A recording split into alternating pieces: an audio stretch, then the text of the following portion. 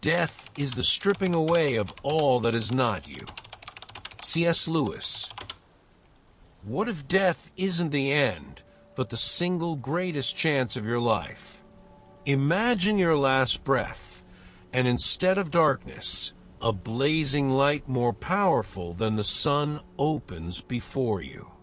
The Tibetan masters claim this moment holds the key to ultimate freedom, but only if you recognize it. Miss it, and you're swept into illusions, visions, even rebirth itself. Stay with me, because in the next few minutes you'll discover the sacred book that dares to reveal what happens after the last breath. Imagine your last breath, soft, fleeting, almost imperceptible, and suddenly the world you clung to slips away. What happens next isn't chaos, but a transition, one mapped out in a sacred guide known as the Bardo Thodol. Far from being just a religious relic, it's a step-by-step map for consciousness when the body no longer responds. Think of it as a compass in a storm, pointing to clarity when everything familiar dissolves. But why would ancient masters create such a map in the first place? The truth is, most people fear death because it feels like an abyss, an ending with no return. Yet in these teachings, death is framed as a passage, almost like changing rooms in a vast mansion of existence. The instructions were never meant to be theoretical. They were practical tools designed to dissolve fear and confusion in those delicate moments. Imagine someone whispering directions in your ear while you're drifting away, guiding you so you don't lose yourself. But who is behind such a compassionate creation? One striking idea is that this book wasn't just for the dying, it was also for the living. Reading it in life meant rehearsing for the greatest transition you'll ever face. Just as athletes visualize their performance before stepping onto the field, seekers would train their minds through the text, ensuring they wouldn't be paralyzed by terror when the moment came. Can you see how preparing in advance transforms fear into possibility? Let's pause here for 10 seconds, close your eyes, breathe slowly, and picture yourself exhaling the weight of the day. Now imagine inhaling a sense of calm, as if you're stepping into a wide, open sky. That small practice is a glimpse of what the text invites, not escape, but presence. And presence is the very key that unlocks freedom in the after journey. But who had the wisdom to offer this key to humanity? If you think about it, the very existence of such a book challenges everything we assume about death. Instead of being a mystery locked behind iron doors, it's presented as a landscape we can learn to navigate. That changes the stakes, doesn't it? Suddenly, death isn't just about loss, it's about opportunity. And if opportunity exists there, what kind of mind could recognize it? Stay with me, because the one who crafted this path wasn't just another monk lost in dusty scrolls. He was a figure who reshaped an entire culture's understanding of life and death, blending compassion with mastery. His name was Padmasambhava, and his legacy reaches far beyond Tibet. Would you like to meet the master who stitched this map for both the living and the dying? Picture an 8th century India alive with wandering sages, scholars, and mystics. In this landscape emerged Padmasambhava, known as Guru Rinpoche, the precious master. He wasn't just a teacher, he was a transformer of cultures. When he journeyed into Tibet, he didn't impose a foreign belief system. Instead, he wove the wisdom of Indian Buddhism with the fierce, elemental bond traditions already rooted in the mountains. This ability to integrate rather than erase is what allowed the teachings to flourish. But how could one man unite such vastly different worlds? Think of it like blending fire and water. The local bond practices revered deities of storm, earth, and sky, while Buddhism carried the promise of liberation from endless cycles. Instead of dismissing the old gods, Padmasambhava embraced them, reimagining them as protectors rather than enemies. It's like renovating a house without tearing down its foundation. You keep the strength that's already there while building something greater. And isn't that the mark of true wisdom, to transform resistance into alliance? He also built Sami, Tibet's first monastery, a place where monks could practice, study, and transmit these integrated teachings.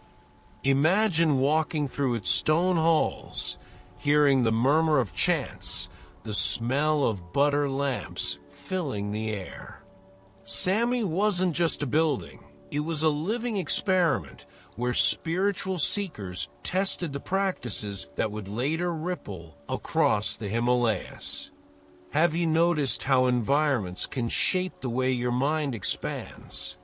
Padmasambhava's most compassionate act was leaving behind the Bardo Thodol, a guide not only for monks, but for anyone facing life's greatest transition. To give directions at the very edge of existence is like handing someone a lantern just as the cave grows darkest.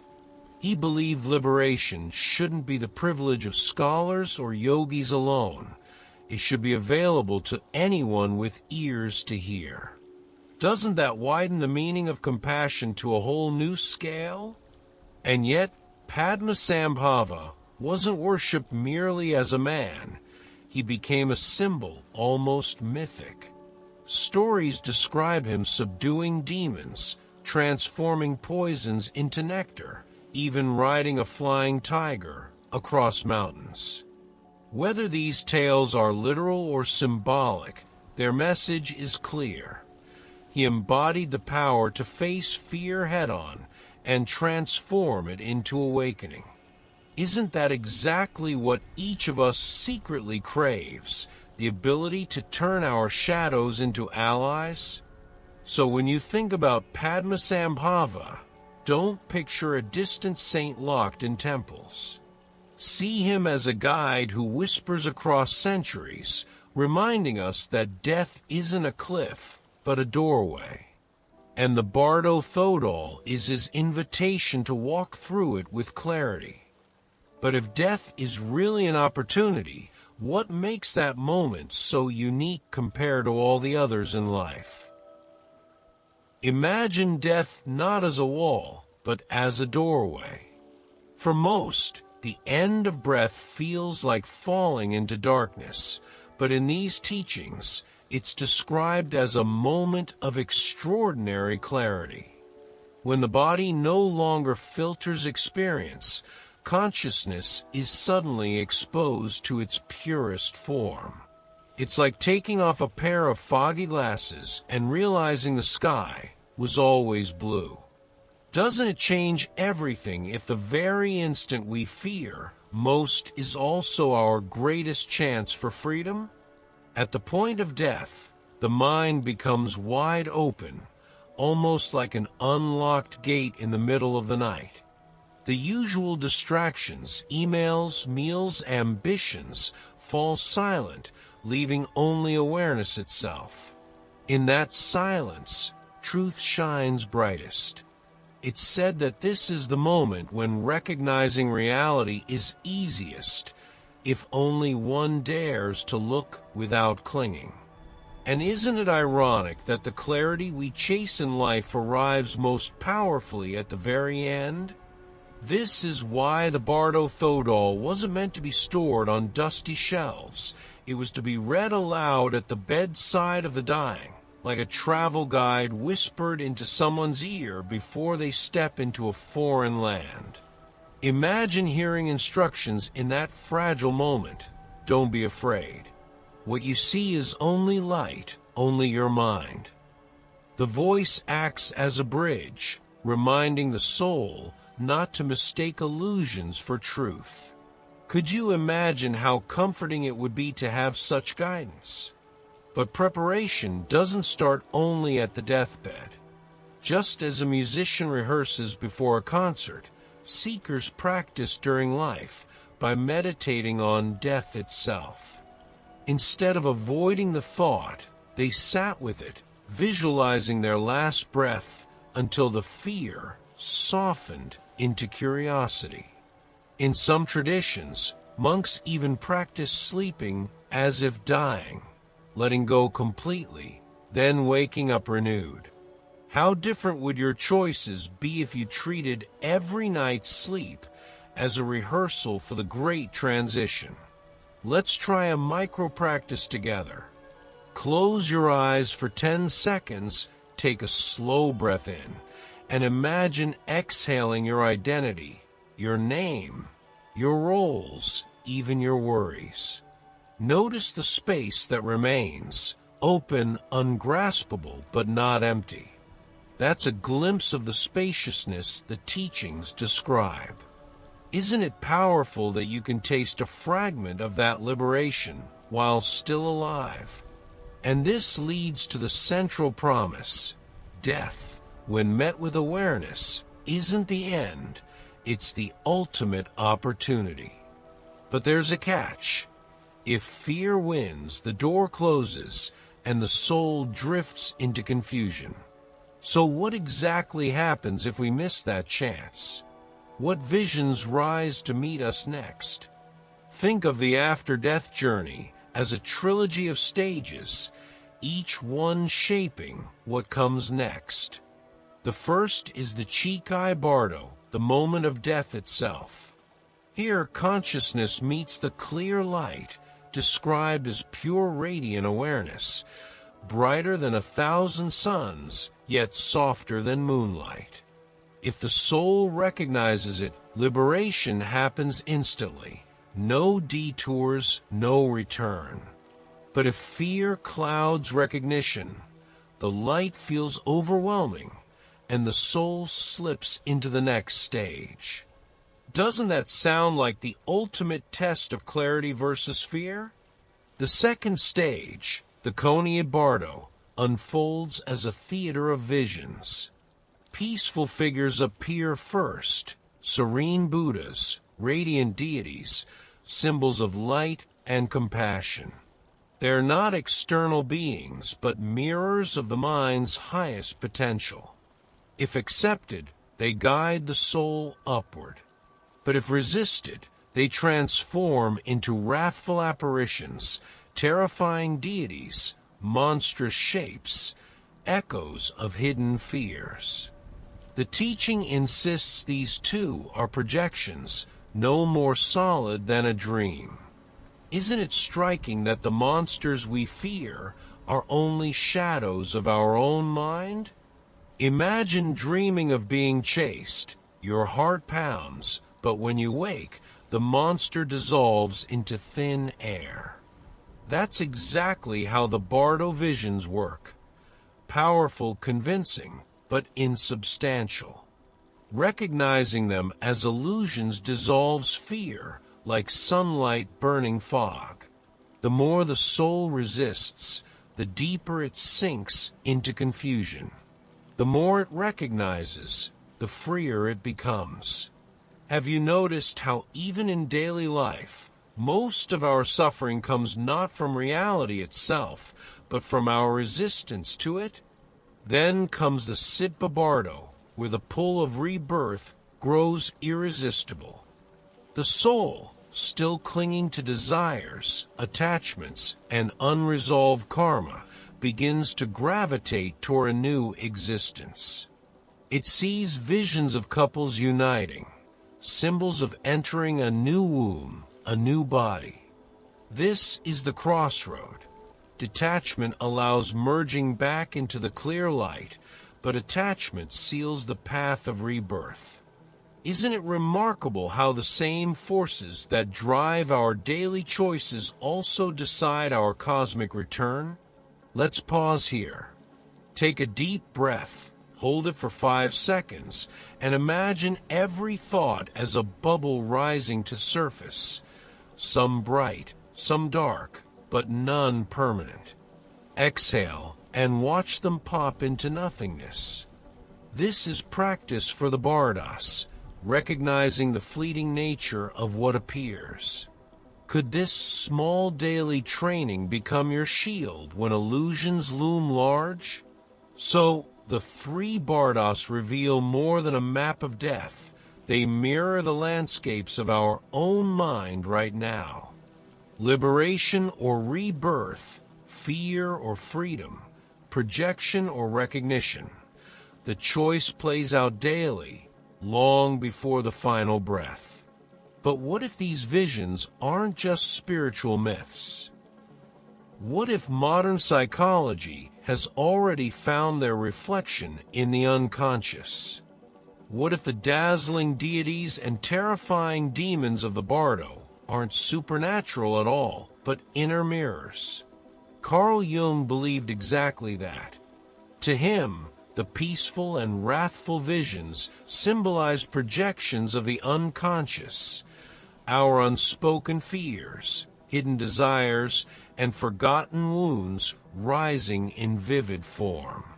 Just as dreams hold messages wrapped in symbols, the Bardos present the psyche's raw content, stripped of disguise. Doesn't it make sense that the afterlife could function like the deepest dream we'll ever face? Picture a nightmare where shadows chase you, only to discover you're running from your own reflection. Jung saw the wrathful figures as disowned parts of the self, anger, lust, shame, that we push into the basement of the mind. In the Bardo, the basement door bursts open, and everything we denied walks right in front of us. Instead of fleeing, the invitation is to integrate. Haven't you felt in life how facing a fear often dissolves it faster than running? The peaceful deities, in contrast, embody the higher archetypes, wisdom, compassion, clarity, just as real, but equally projected from within. Think of them as inner allies waiting to be recognized. The challenge is simple yet profound, to see both monsters and angels as parts of the same mind. That shift doesn't just free the soul in death, it heals the fractures of the psyche in life. How different would your choices be if you knew the scariest figure in your path was really just you in disguise? Modern psychology even echoes this with practices like shadow work or internal family systems therapy, where people learn to befriend the very aspects of themselves they once hated. The Bardo can be seen as the ultimate therapy session, where the unconscious refuses to stay hidden. Integration equals freedom. Avoidance equals return to the same cycles. Isn't that the same loop we find ourselves trapped in, repeating mistakes until we face their root? Let's pause for a 10-second practice. Close your eyes and recall something you've resisted, an emotion, a memory, maybe even a person. Breathe in gently, naming it in your mind without judgment. As you exhale, imagine embracing it, even if it feels uncomfortable. Notice the relief that comes from acceptance rather than resistance. Could this be the very rehearsal that prepares you for the moment when inner visions surge after death? So, from this lens, the Bardo Thodol isn't just mysticism, it's psychology ahead of its time. It teaches that liberation means integration, not escape. But if recognizing illusions is the key, How can one actually train for that clarity while still alive? What practices ensure we're ready when the veil finally falls? If death is the ultimate test of awareness, then life itself is the training ground. The Tibetan masters taught that meditation isn't an escape from reality, but a rehearsal for the Bardos. Every time you sit, close your eyes, and watch your thoughts drift by, you're practicing what it feels like when visions appear after death. Instead of clinging or pushing away, you learn to simply observe. Isn't that the same skill that could mean the difference between freedom and fear when the final moment arrives? One powerful method was contemplating death daily. Far from morbid, it was considered the most practical way to live fully. Monks visualized their last breath, their body dissolving, even their own funeral rites, not to scare themselves, but to loosen the grip of attachment. Modern psychology echoes this in practices like memento mori, remembering you will die, as a way to cherish each moment. Wouldn't life feel richer if every choice carried the weight of its impermanence? But the greatest obstacle isn't the body's end, it's the fear of losing the self. That voice in your head that says, I am this name, this role, this story.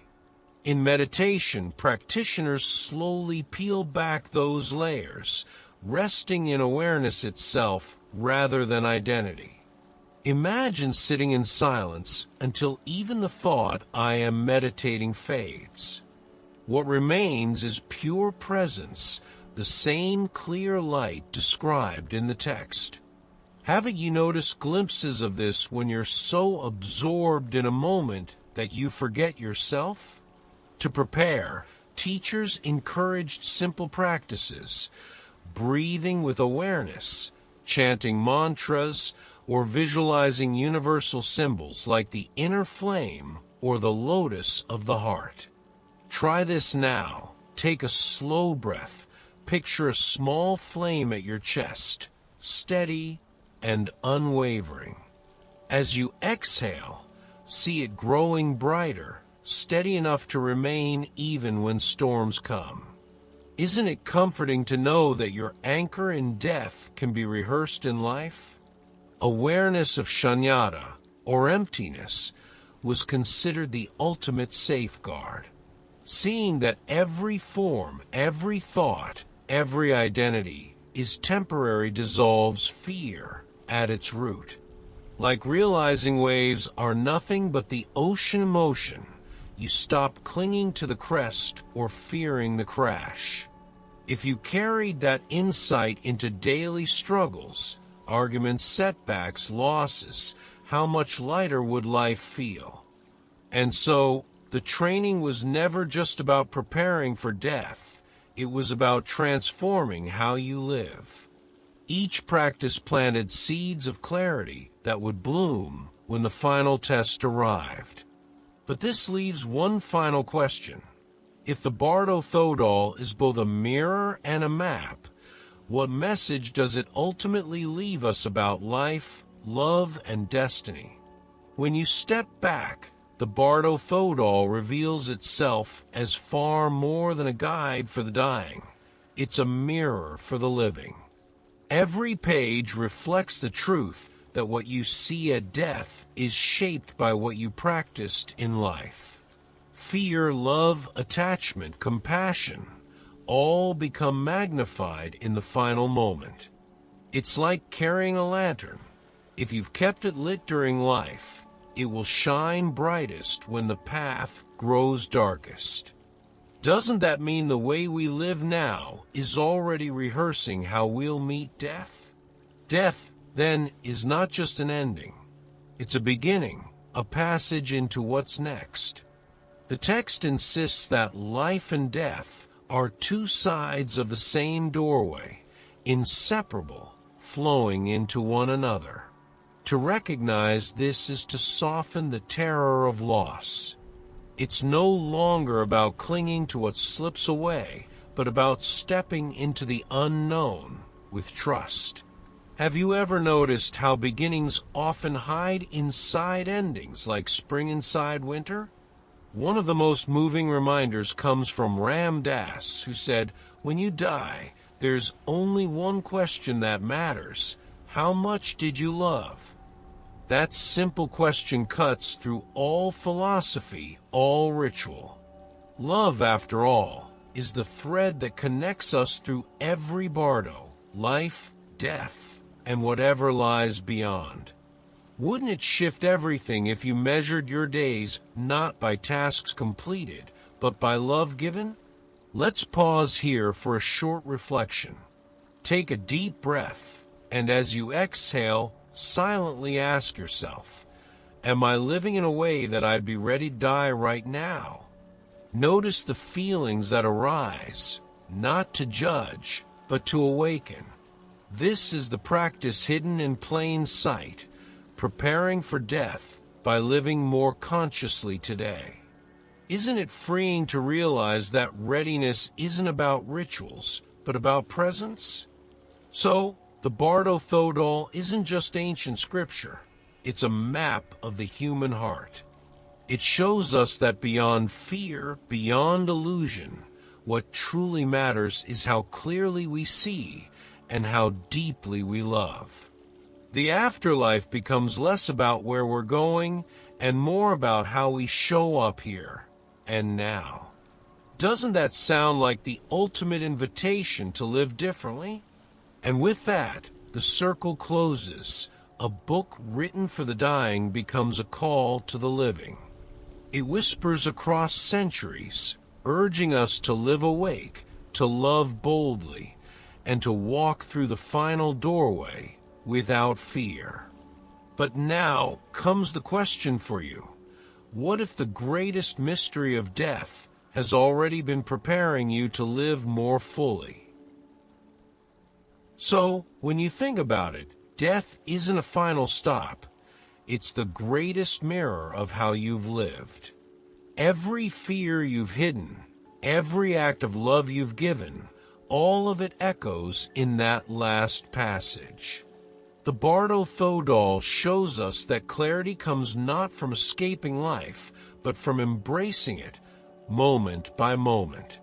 And the question that remains is simple. If today were your last breath, how ready would you feel? Take this as your invitation. Live more consciously, love more freely, and practice presence as if eternity depends on it, because in a way it does. Carry these teachings into your relationships, your choices, your silence, and notice how even the small moments become sacred. That shift is the real preparation, the kind that transforms fear into freedom. If this journey opens something inside you, share it, because others are searching for the same light. Subscribe, turn on the bell, and stay close, because every step we take here uncovers wisdom most people never hear. And don't just keep it to yourself. Pass it on, like a lantern in the dark, so others can walk with you. Now, if you're ready to go deeper, the path doesn't end here. On your screen is the next step in this journey, another mystery, another hidden teaching waiting for you. Click it, and let's keep walking together beyond fear, beyond illusion, toward the wisdom that was always yours.